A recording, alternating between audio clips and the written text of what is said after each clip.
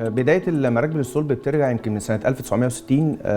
تم إنشاء الشركة عن طريق جدي. بدأنا إن احنا نشتغل من 1960 لحد دلوقتي، كان على تطوير نفسنا وعلى زيادة معدلات إنتاجنا وعلى تواجدنا في السوق المصري.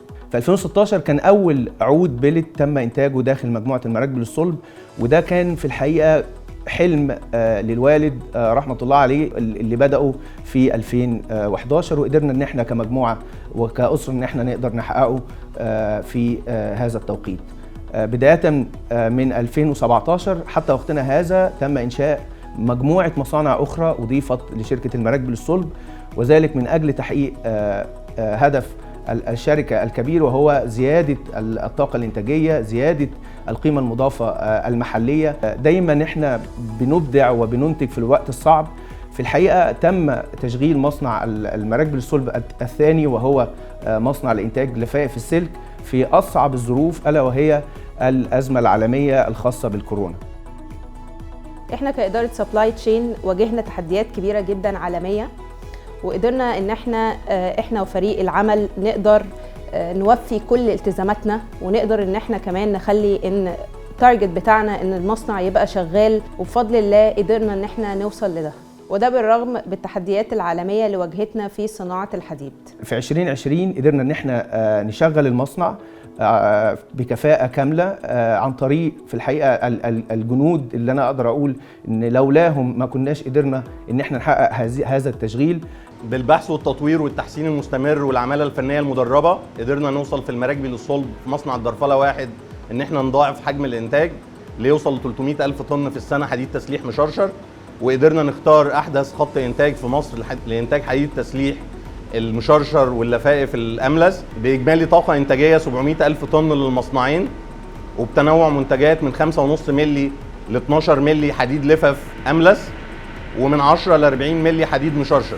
في آخر 10 سنين اشتغلنا على التمويل، وهو أحد الركائز والدعائم للخطة التوسعية لكي نلبي طلبات السوق والعملاء. بالإضافة لكده اشتغلنا على تطوير قسم نظم المعلومات والموارد البشرية لكي يتماشى مع الخطة التوسعية التي نقوم بها داخل مجموعة المراكب للصلب. فاشتغلنا على قطاع المقاولات، اشتغلنا مع شركات الإنشاءات، اشتغلنا كمان كويس جدا على الاستشاريين، لأن النهاردة البنى في مصر بيتغير والاربانيزيشن بتغير شكل مصر خالص. مشروعات القومية بتضيف كتير جدا للسوق وبتساعدنا ان احنا ننمو ونتطور، بس النمو بتاعنا ما كانش بس في مصر، احنا كمان نمينا على الخريطة العالمية وقدرنا نصدر ل5 قارات عالم، القارات العالم التقليدية، قدرنا نصدر لأمريكا الشمالية والجنوبية، أوروبا، آسيا وأفريقيا.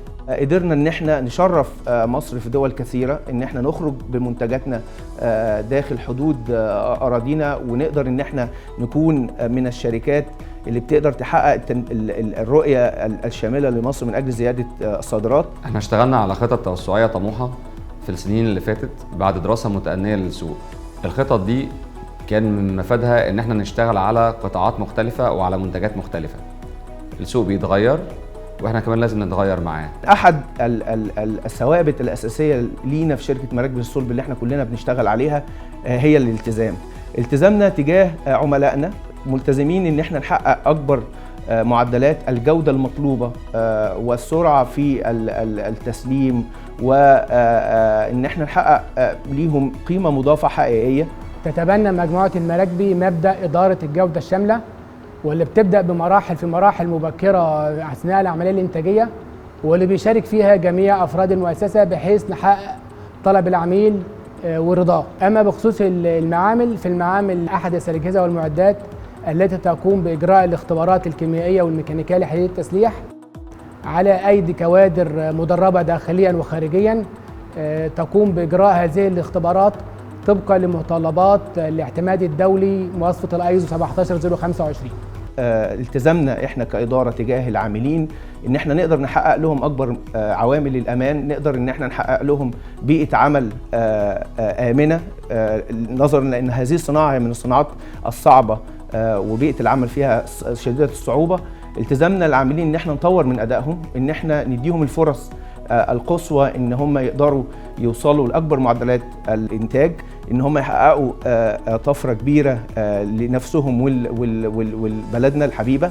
انا شغال هنا في الشركه دي من ايام الحاج محمد المراكبي الله يرحمه، الوقت اللي قضيته مع زمايلي واخواتي في المصنع اكتر من الوقت اللي قضيته مع اهلي واسرتي. من اول ما اشتغلت في المراكبي وانا بعتبر نفسي شريك في المكان، مش مجرد موظف وخلاص.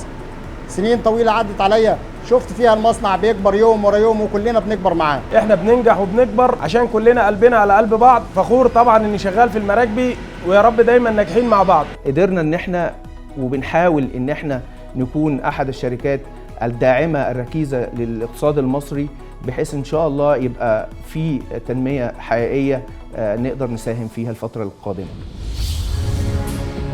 المراكبي للصلب، قوي حياتك.